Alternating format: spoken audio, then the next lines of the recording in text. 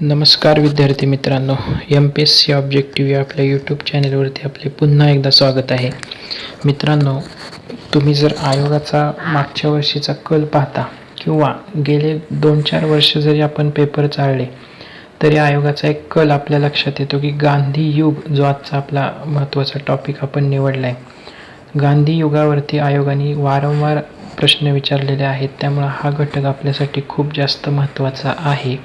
कारण कंबाईन पूर्व परीक्षा यासाठी देखील खूप जास्त महत्त्वाचं आणि गेल्या काही वर्षात आयोगाने प्रत्येक कंबाईन पूर्व परीक्षेत गांधी युगावरती एक ना एक तरी प्रश्न विचारलेलाच दिसतो.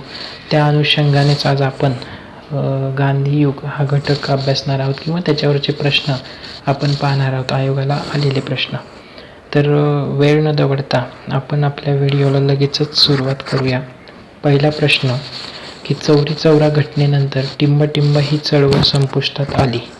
हा मित्रांनो कंबाईन 2017ला प्रश्न आलेला आहे, म्हणजे आत्ताच अलीकडील प्रश्न आहे. तर हा प्रश्न सोडवत असताना आपल्याला इतिहासाची एक थोडीशी पार्श्वभूमी जरी वाचली असेल आपण तरी हा प्रश्न सॉल्व करता येतो, कारण सर्वच पुस्तकांमध्ये याचा उल्लेख आपल्याला पाहायला मिळतो. तुम्ही जे कोणतेही पुस्तक वाचत असाल त्यामध्ये आपल्याला या गोष्टी पाहायला मिळतात. तर याचं उत्तर हे असहकार चळवळ असं आहे. सॉरी, इथे जरा मिस्टेक झाली, पर्याय खालीवर झाला, परंतु याचं उत्तर हे असहकार चळवळ हे आहे. तर आपल्याला याचं पार्श्वभूमी बघताना असहकार चळवळ ही 1920 साली महात्मा गांधींच्या नेतृत्वाखाली चालू झाली होती. असहकार चळवळीमध्ये काय कार्यक्रम होता तर परदेशी मालावर बहिष्कार आणि स्वदेशीचा पुरस्कार हे गांधीजींनी दिलेला नारा होता. पदव्या, अधिकार, पदे यांचा देखील त्याग करणे, कारण ब्रिटिश सरकारला वठणीवर आणायचं असेल तर त्यांच्या इशाऱ्यावर काम न करता आपण आपलं स्वाभिमान जपणं किंवा पदव्या आणि अधिकार पदेंचा त्याग करणं, सरकारी सभा कार्यक्रमांना आपली अनुपस्थिती दाखवणं, सरकारी शाळांऐवजी राष्ट्रीय शिक्षण संस्थांची स्थापना करणं. विद्यार्थी मित्रांनो, मी हे बोलत असताना तुम्ही काही महत्त्वाचे पॉईंट नोट डाऊन करत चला, म्हणजे तुम्हाला त्या तुमच्या नोट्समध्ये ॲड करता येतील. तर सरकारी शाळांऐवजी राष्ट्रीय शिक्षण संस्थांची स्थापना करणे हा देखील या कार्यक्रमाचा एक मूळ घटक असलेला आपल्याला लक्षात येतो. सरकारी न्यायालयांवर बहिष्कार टाकून देशी न्यायपंचायतीची स्थापना करणे हा देखील तितकाच महत्त्वाचा मुद्दा या असहकार चळवळीत गांधीजींनी पुढे आणला होता. त्यामुळे ही बेसिक जरी नॉलेज आपल्याला असतं तरी हा प्रश्न आपल्याला सुटला असता. तर चला पुढचा प्रश्न पाहू. भारतीय राष्ट्रीय सभेचे ग्रामीण भागातील प्रथम अधिवेशन फैजपूर काँग्रेसचे अध्यक्षपद कोणी भूषवले होते? ASO 2013चा प्रश्न आहे मित्रांनो. त्यामुळे हा देखील तितकाच महत्त्वाचा प्रश्न, कारण आयोग काँग्रेसचे झालेले जे अधिवेशन आहे त्याचे अध्यक्ष, गेले पहिल्या 5 अधिवेशनाचे अध्यक्ष, मग मुस्लिम पहिले अध्यक्ष, ख्रिश्चन मुस्लिम अध्यक्ष, पहिली महिला अध्यक्ष, अशा प्रकारचे प्रश्न गेली काही वर्षामध्ये आयोगाने विचारलेले आहेत. त्यामुळे आपल्याला याची थोडीशी माहिती घेणं गरजेचं आहे. तर या प्रश्नाचं उत्तर आपल्याला सरळ जवाहरलाल नेहरू हे सगळ्यांना माहिती आहे. परंतु काँग्रेस अधिवेशन हे जे झालं होतं हे कधी झालं? हे फैजपूरचं जे अधिवेशन आहे हे साधारणतः 1936मध्ये हे अधिवेशन पार पडलं होतं, ज्याचे अध्यक्ष पंडित जवाहरलाल नेहरू होते. आणि हे विशेष म्हणजे एक गोष्ट ते लक्षात घ्या की महात्मा गांधी हे या अधिवेशनाला उपस्थित होते, हे लक्षात घ्या. महात्मा गांधीजी अधिवेशनाला, फैजपूरच्या अधिवेशनाला उपस्थित होते. या अधिवेशनामध्ये 1935चा कायदा, एक महत्त्वाचं आहे की 1935चा जो कायदा आहे या हा कायदा असंमत केला व भारतीय घटना तयार करण्यासाठी एक घटना परिषद बोलवली जावी अशी प्रौढ मताधिकाराद्वारे निवडली जाईल असं एक ठरवण्यात आलं होतं. या अधिवेशनामध्ये भारतासाठी कृषी कार्यक्रम तयार केला गेला होता आणि 13 कलमी कार्यक्रम हा कृषी कार्यक्रम होता. अशी एक बेसिक आपल्याला हे आपण स्पष्टीकरण जे पाहतोय त्याच्यामधले काही मुद्दे तुम्ही आपल्या नोट डाऊन करून घ्या, आपल्या नोट्समध्ये नोंदवा, म्हणजे तुम्हाला पुढच्या वेळेस रिव्हिजन करताना त्याचा फायदा होईल. तर तिसरा प्रश्न पाहू. इंग्लंडचे पंतप्रधान टिंबटिंब यांनी 16 ऑगस्ट 1932 रोजी जातीय निवाडा जाहीर केला? हा प्रश्न PSI 2017ला विचारला आहे विद्यार्थी मित्रांनो. त्यामुळे हा देखील आपल्याला तितकाच महत्त्वाचा प्रश्न आहे की आपल्याला याचं उत्तर रॅम्से मॅकडॉनल्ड हे द्यावं लागतं. कारण हा जातीय निवाडा 16 ऑगस्ट 1932 रोजी जाहीर झाला होता आणि इंग्लंडचे पंतप्रधान रॅम्से मॅकडॉनल्ड यांनी 16 ऑगस्ट 1932 रोजी हा जातीय निवाडा जाहीर केला. वरील जातीय निवाड्याचा तो आहे की या निवाड्यानुसार भारतीय जे आहेत ते मुस्लिम, त्याच्यानंतर ख्रिश्चन व शीख यांना स्वतंत्र मतदारसंघ मिळालेत. हे महत्त्वाचं, अतिशय महत्त्वाचा पॉईंट आहे हा की मुस्लिम, ख्रिश्चन व शीख यांना स्वतंत्र विभक्त मतदारसंघ मिळाले होते या जातीय निवडीनुसार. त्याचबरोबर हजारो दलित बांधव हिंदूंपासून विभक्त होणार होते. ही एक मोठी घटना आहे. म्हणून महात्मा गांधीजींनी या जातीय निवडाला विरोध दर्शवलेला आहे. विद्यार्थी मित्रांनो, विरोध दर्शवला आहे. आयोग आपल्याला असाही प्रश्न देऊ शकतो की जातीय निवाडा 1932च्या निवाड्याला महात्मा गांधींची सहमती होती, असं जर वाक्य आलं तर ते आपल्याला चूक करता आलं पाहिजे. कारण महात्मा गांधी यांनी त्याला विरोध दर्शवलेला आहे. कशासाठी विरोध दर्शवला हे कारण देखील आयोग पुढच्या परीक्षांमध्ये विचारू शकतो. तर दलित बांधव जे हिंदूंपासून विभक्त किंवा वेगळे होणार होते, त्यांच्यामध्ये अंतर निर्माण होणार होतं, याकरताच गांधीजींचा या जातीय निवाड्याला विरोध असलेलं लक्षात येतं. पुढचा प्रश्न पाहू की पुढील घटनांची कालानुक्रमे मांडणी करा, असा पुढचा प्रश्न आपल्याला पाहायला मिळतो. आता एक गोष्ट लक्षात घ्या की असे प्रश्न सोडवत असताना आपल्याला या 4 पर्यायांपैकी कोणत्या तरी एका प्रश्नाचं किंवा एका पर्यायाचं साल माहीत असेल किंवा आजूबाजूची पार्श्वभूमी माहीत असेल तर असे प्रश्न लवकर टॅकल करता येतात. तर सर्वप्रथम तुम्हाला या प्रश्नाचं मी उत्तर सांगतो की या प्रश्नाचं उत्तर पर्याय क्रमांक 2 आहे.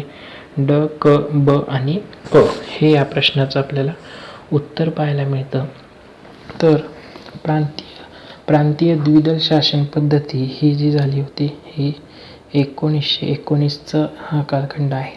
त्याचबरोबर आता हे मुडीमन समिती ही 1924चं आहे. सायमन कमिशन हे तर तुम्हाला हे जरी माहीत असतं की 1927ला सायमन कमिशन भारतात आलं होतं, त्यानुसार हा प्रश्न आपल्याला सॉल्व करता येतो. त्याचबरोबर नेहरू रिपोर्ट जो की खूप जास्त महत्त्वाचा आहे, जो 1928ला झालेला आहे. त्यामुळे आपल्याला जर नेहरू रिपोर्ट माहीत असतं तर पर्याय 2मध्ये आपल्याला ते 2 पर्याय कट करता आले असते. त्यामुळं आपलं उत्तरापर्यंत जाणं सोपं झालं असतं. त्यामुळे ह्या प्रश्नाचं उत्तर पर्याय क्रमांक 2 आहे. चला पुढचा प्रश्न पाहू. भारत मंत्र्यांचा पगार इंग्लंडच्या तिजोरीतून देण्याची तरतूद ही कोणत्या सुधारणा कायद्यात करण्यात आली होती? तर हा ISO 2015चा प्रश्न आहे मित्रांनो.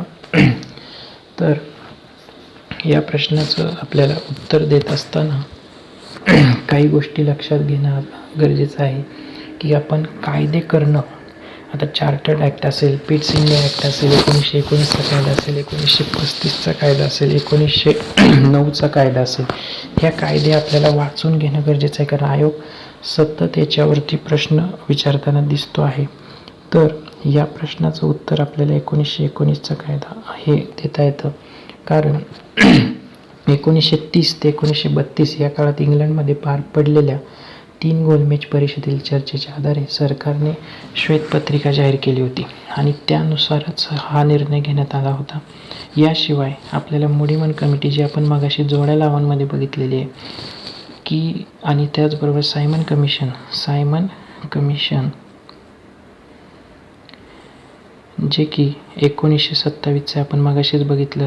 तर त्याचबरोबर सायमन कमिशन, नेहरू रिपोर्ट आणि जिनांचे 14 मुद्दे, हे 14 मुद्दे, त्याचबरोबर 1919चा कायदा 1909चा कायदा, त्याचबरोबर 1919चा कायदा, या कायद्याने झालेला भ्रमनिरास यांचीही पार्श्वभूमी या कायद्यांमध्ये आहे आणि त्याच्यातच डेव्हलपमेंट करून 1919चा कायदा हा आणण्यात आला होता. त्यामुळे या प्रश्नाचं उत्तर 1919चा कायदा यानुसारच भारत मंत्र्यांचा पगार इंग्लंडच्या तिजोरीत देण्याची तरतूद करण्यात आली होती. तर पुढील प्रश्न पाहू. आता जातीय निवाडा यावरच अजून एक प्रश्न आलेला आहे बघा विद्यार्थी मित्रांनो. त्यामुळे हा क्वेश्चन थोडा तरी रिपीट झाला आहे असं म्हणता येऊ शकतं आपल्याला. कारण जातीय निवाडा मगाशीच आपण बघितला 1932ला रॅम्से मॅकडॉनल्डवर जो प्रश्न आला होता त्याच प्रश्नाच्या लाईनी आयोगाने विचारला. जातीय निवाडा आयोग का रॅम्से मॅकडॉनल्ड हे प्रश्न विचारला होता मगाशी आणि हा आला ISO 2015ला. आता ही तारीख विचारली. मागच्या प्रश्नामध्ये आयोगाने तारीख ऑलरेडी दिलेली होती 1932ची. प्रश्नामध्येच तारीख होती, फक्त आपल्याला तेथील पंतप्रधानांचं नाव कोणी हा जाहीर केला होता जातीय निवाडा ह्याचं नाव विचारलं होतं. त्यामुळे लंडन येथील गोलमेज परिषदेनंतर रॅम्से मॅकडॉनल्ड यांनी स्वतंत्र मतदारसंघ कायम ठेवले होते यानुसार. त्याचबरोबर अनुसूचित जातींना म्हणजे SCजना हिंदूंपेक्षा वेगळा मतदारसंघ याच्यामध्ये दिला आहे. हे एक महत्त्वाचं लक्षात घ्या की आयोग पुढच्या वेळेस प्रश्न विचारू शकतो की अनुसूचित जातींना हिंदूंपेक्षा वेगळा मतदारसंघ कुठल्या ह्याच्यानुसार देण्यात आला होता. तर ते जातीय निवाडा जो 1932चा आहे त्याच्यानुसार देण्यात आला होता. त्यामुळं या प्रश्नाचं उत्तर पर्याय नंबर 1 आहे. 7वा प्रश्न आपण पाहू की आता ह्या प्रश्नामध्ये भारतीय स्वतंत्र चळवळीत स्त्रियांना आणण्याचे प्रमुख कार्य पुढीलपैकी कोणी केले हा प्रश्न आपल्याला विचारलेला आहे. त्यामुळे ह्या प्रश्नाचं उत्तर आपल्याला देण्यासाठी आपल्याला जी नॅशनल लेवलचे जे आपले हे आहेत प्रमुख जी मंडळी होती त्यांचा अभ्यास असणं आवश्यक आहे आणि त्या अनुषंगानेच आपण हा प्रश्न सोडवू शकतो. कारण ह्या प्रश्नाचं उत्तर तुम्हाला महात्मा गांधी असं देता येतं. आता ह्या प्रश्नाचं उत्तर महात्मा गांधीच का, तर भारतीय स्वतंत्र चळवळीत स्त्रियांना आणण्याचे काम सर्वप्रथम महात्मा गांधी यांनी केले होते. त्याच्यामुळं आपल्याला ह्याच्यामध्ये सरोजिनी नायडू त्याचबरोबर कमला नेहरू त्याचबरोबर कमलादेवी चट्टोपाध्याय त्याचबरोबर तुम्हाला हेमा प्रभा दास, सुचेता कृपलानी या महिलांनी स्वतंत्र चळवळीत भाग घेतलेला दिसतो. या महिला देखील लक्षात ठेवा आणि नोंद करा, कारण आयोग पुढच्या वेळेस या महिलांची नावे विचारू शकतो आणि यापैकी कोण ह्यामध्ये उपस्थित नव्हतं असं देखील प्रश्न येऊ शकतो. त्यामुळे सहयोगी त्यांच्याबरोबर असले महात्मा गांधींचे सहयोगी त्यांच्या प्रत्येक आंदोलनात असलेले जे कोणी कार्यकर्ते आहेत त्यांची नावं आता आयोग विचारायला डीपमध्ये क्वेश्चन विचारायचा झाला तर आयोग याच्यावरती प्रश्न विचारू शकतो. चला तर पुढचा प्रश्न बघू की हा प्रश्न आहे क्रिप्स मिशन संदर्भात. आता क्रिप्स मिशनचा अभ्यास आपल्याला करायला लागणारच आहे कारण याच्यावरती पुन्हा परत क्वेश्चन येण्याची दाट शक्यता आहे. क्रिप्स मिशन योजना काँग्रेसने का नाकारली, एक कारण विचारले म्हणजेच रिझन विचारले की मुस्लिम लीगने क्रिप्स मिशनला पाठिंबा दिला होता. भारतातील कोणत्याही राजकीय पक्ष क्रिप्स योजनेबाबत समाधानी नव्हता. त्याचबरोबर क्रिप्स योजनेत पाकिस्तान निर्मितीचा समावेश होता. तर या प्रश्नाचं आपल्याला उत्तर देत असताना पर्याय क्रमांक 2 देता येते की भारतातील कोणताही राजकीय पक्ष क्रिप्स योजनेबाबत समाधानी असलेला आपल्याला दिसत नाही. कारण क्रिप्स योजना जी आपल्याला बघायची असेल तर ती 1942ला जाहीर झाली होती. 23 मार्च 1942ला ही योजना जाहीर झाली होती. स्टॅमफर्ड क्रिप्स यांनी ही योजना मांडली होती. त्याचबरोबर संस्थानिकांना ही योजना मान्य नव्हती कारण त्यांच्यासाठी स्वतंत्र घटना होती. गांधीजी म्हणतात की दिवाळे निघालेला हा बँकेचा पुढच्या तारखेचा चेक यावर देखील आयोगाने प्रश्न विचारलेला आहे की गांधीजी या क्रिप्स योजनेबद्दल त्यांचं कोणतं वाक्य होतं. तर दिवाळे निघालेला हा बँकेचा पुढच्या तारखेचा चेक आहे असं गांधीजी ह्या योजनेबद्दल म्हणाले होते. त्यामुळं हे देखील लक्षात ठेवा. तर आपण पुढचा प्रश्न बघू. नववा प्रश्न कालानुक्रमे रचना करा. हा आता कंबाईनला आलेला प्रश्न आहे. कधीचा आहे प्रश्न? तर 2018चा, म्हणजे आत्ताच कंबाईन झाली त्याचा प्रश्न आहे की कालानुक्रमे रचना करा. दुसरी गोलमेज परिषद, नेहरू अहवाल, हे जातीय निवाडा. आता एक बघा, मगाशीच आपण जातीय निवाडा हा 1932 साली झाला आहे हे आपण पाहिलं होतं. त्यामुळे ह्या प्रश्नाचं उत्तर देण्यासाठी आपल्याला त्याची मदत होणार आहे. तर या प्रश्नाचं उत्तर पर्याय क्रमांक 3 आहे. पहिला जो आहे नेहरू अहवाल, जो आपण मगाशी जोड्या लावांमध्ये बघितला होता की 1928ला नेहरू अहवाल आहे. त्याचबरोबर गांधी आयर्विन 1931चा आहे. आणि दुसरी गोलमेज परिषद ही 1931चीच आहे. आणि जातीय निवाडा 1932ला आलेला आहे. तर यानुसार नेहरू अहवालामध्ये काय होतं, तर हा अहवाल तयार करण्यासाठी एक उपसमिती देखील नेमली होती. तर या नेहरू अहवालाचे, समजा आता आपण हा नेहरू अहवाल बघितला तर याचे जे हे होते अध्यक्ष होते, तर अध्यक्ष जे होते ते मोतीलाल नेहरू हे होते अध्यक्ष.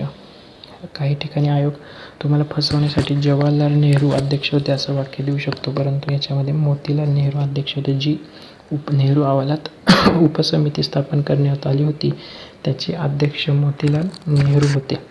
त्याचबरोबर त्याच्यामध्ये तेज बहादूर सप्रू होते, त्याचबरोबर मंगल सिंग होते, NM जोशी होते, सुभाषचंद्र बोस. हे नाव खूप जास्त महत्त्वाचं आहे कारण आयोग त्याच्यामध्ये देऊ शकतं.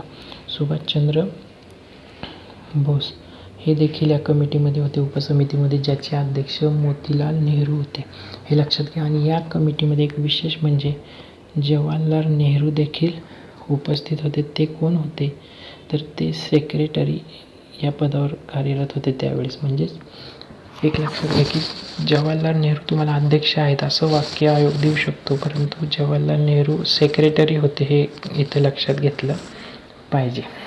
तर या प्रश्नाचं उत्तर पर्याय क्रमांक 2 होतं. चला पुढचा प्रश्न बघू. 10वा प्रश्न की पुढीलपैकी कोणते विधान अयोग्य आहे. हे लय महत्त्वाचं असतं की अयोग्य कोणतं, योग्य कोणतं. राज्यसेवा मेन्स 2015ला हा क्वेश्चन आलेला आहे की गांधीजींनी आपल्या मिठाच्या सत्याग्रहासाठी साबरमतीतील आपल्या आश्रमापासून गुजरात समुद्रकिनाऱ्यावरील दांडीपर्यंत यात्रा काढली. ते अंतर 240 किलोमीटर होते असं आयोगाने सांगितलं आहे. हा प्रश्नात हे दिलेलं आहे. दुसरं वाक्य आहे की गांधीजींच्या अनुयायांनी हे अंतर 24 दिवसात पूर्ण केले. तर एक गोष्ट लक्षात घ्या की महात्मा गांधीजी आणि त्यांचे आंदोलनं किंवा त्यांचे सत्याग्रह याची आपल्याला इत्थंभूत माहिती असणे अपेक्षित आहे. या प्रश्नावरून सिद्ध होते.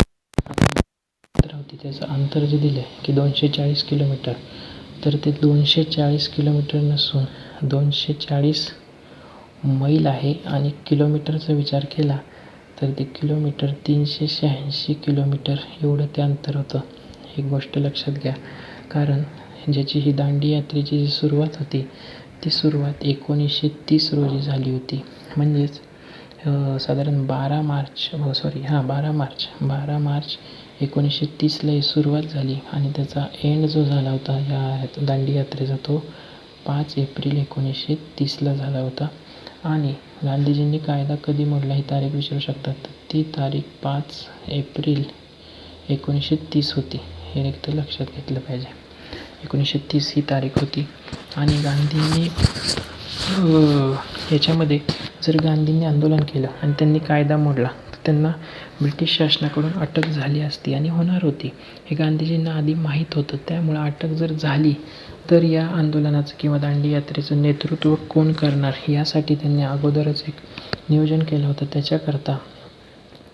त्यामध्ये अब्बास तय्यबजी हे पहिले व्यक्ती होते की यांना अटक झाली, म्हणजे गांधीजींना अटक झाली असती तर अब्बासजी तय्यबजी हे दांडी यात्रेचं नेतृत्व करणार होते. आणि जर त्यांना देखील जर अटक झाली असती तर सरोजिनी नायडू या आंदोलनाचं नेतृत्व करणार होते. असं सर्व प्लॅन जो होता तो ठरलेला होता. तर या प्रश्नाचं उत्तर आपल्याला देता येतं, कारण हे चुकीचं आहे. 240 किलोमीटर नसून 386 किलोमीटर अंतर होता आणि हे 24 दिवसात पूर्ण केलं हे मात्र बरोबर आहे. आपल्याला अयोग्य विधान निवडायला सांगितलं होतं, त्यामुळं या प्रश्नाचं उत्तर केवळ हे देता येतं. चला पुढचा प्रश्न बघू. 11वा प्रश्न. महात्मा भारतातील प्रारंभाच्या आंदोलनाचा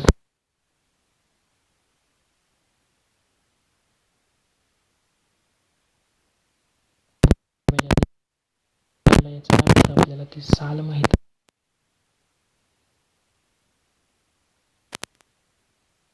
ह्याचं साल सांगत असताना चंपारण्य सत्याग्रह हा कधी झाला किंवा खेडा सत्याग्रह कधी झाला, अहमदाबाद सत्याग्रह कधी झाला हे आपल्याला माहीत असणं आवश्यक आहे. कारण हे तर कन्फ्युजन होतं बऱ्याचदा.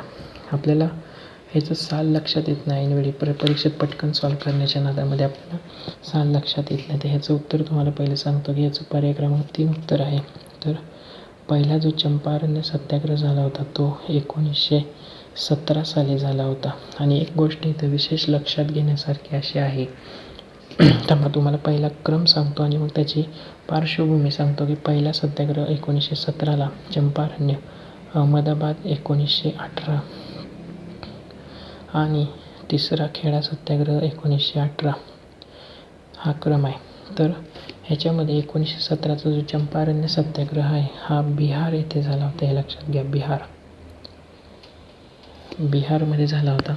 आणि याचे सहयोगी कोण होते हा प्रश्न खूप जास्त महत्त्वाचा आहे की पुढच्या वेळेस चंपारण्य सत्याग्रहावर प्रश्न येण्याची दाट शक्यता आहे. कारण की 2017 साली चंपारण्य सत्याग्रहाला 100 वर्ष पूर्ण झालेले आहेत. त्यामुळं त्याच्यावर प्रश्न अपेक्षित आहे.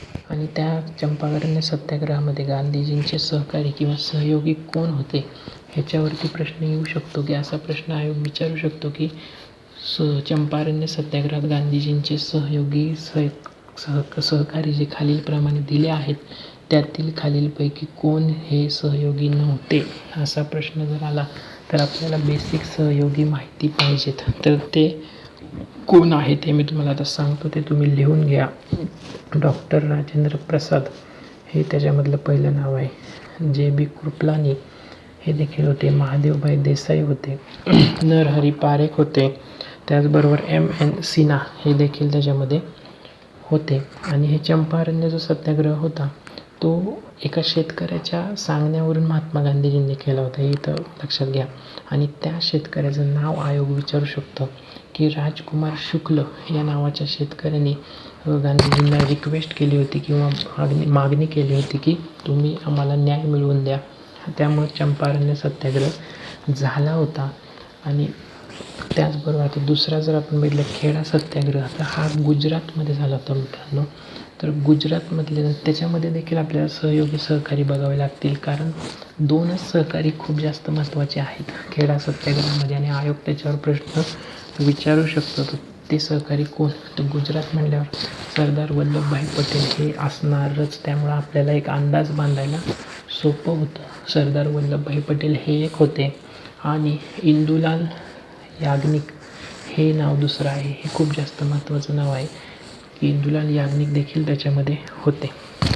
अशा प्रकारे याचं एक्सप्लेनेशन आपल्याला पाहता येतं. चला तर मग पुढचा प्रश्न घेऊ. 12वा प्रश्न.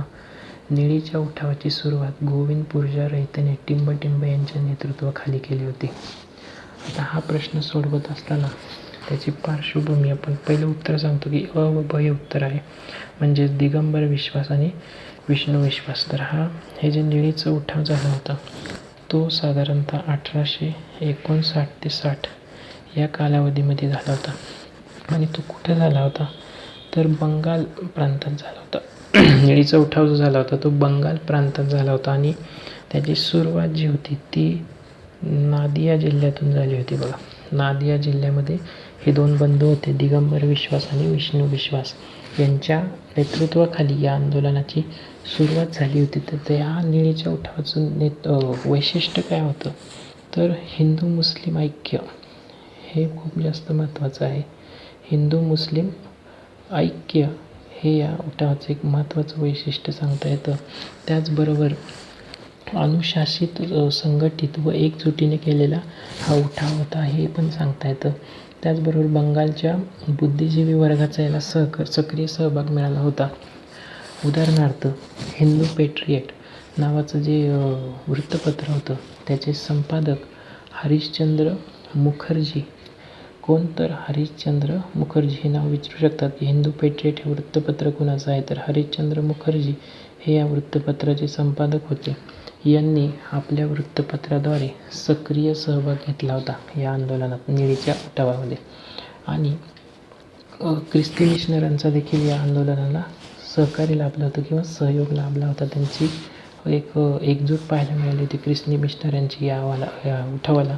त्याचबरोबर दीनबंधू मित्रा हे नाव खूप जास्त महत्त्वाचं आहे, कारण हे लिहून घ्या की दीनबंधू मित्रा यांनी या उठावासंदर्भात, निळीच्या उठावावर नीलदर्पण नावाचं एक नाटक लिहिलं होतं.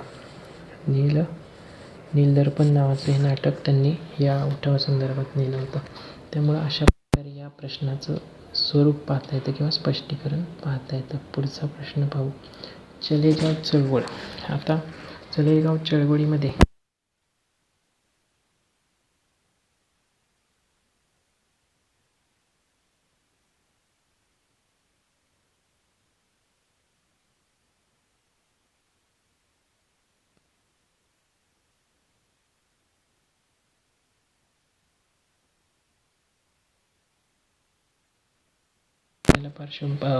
काही स्पष्टीकरण पाहायचं झालं, हे पश्चिम बंगालमधलं सरकार होतं, बंगाल प्रांत. त्याच्यामध्ये सुद्धा हे नाव विचारू शकतात की मिदनापूर नावाचं जे गाव आहे तिथं हे सरकार स्थापन झालं होतं. आणि याची स्थापना जी आहे ती 17 डिसेंबर 1942ला झाली होती. या सरकारची स्थापना तामलुक सरकार म्हणजेच पश्चिम बंगालमधलं सरकार, याचं नेतृत्व कोणी केलं तर हा प्रश्न येऊ शकतो. तर ह्याचं नेतृत्व सतीश सामंत हे नाव खूप जास्त महत्त्वाचं आहे. सतीश सामंत यांनी या चलेगाव चळवळीमधलं सरकार जे स्थापन झालं होतं बंगालमध्ये, त्याचं नेतृत्व सतीश सामंत यांनी केलं होतं. हा प्रश्न येऊ शकतो, लिहून घ्या.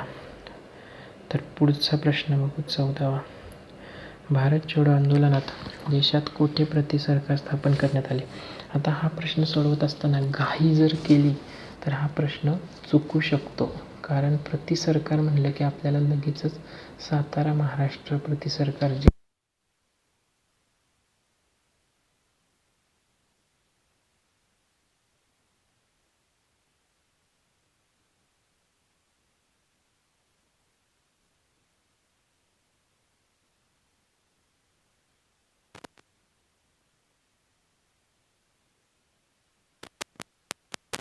सातारा आणि या सर्वच ठिकाणी प्रति सरकार स्थापन झाली होती. वरीलपैकी सर्व हेच देणं आपल्याला अपेक्षित आहे. तर बालिया हे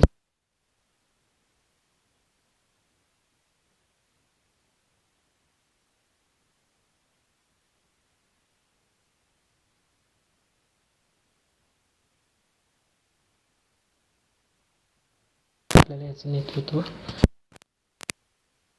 प्रकारे तुम्ही बाकीचे जे प्रति सरकार आहे तर मग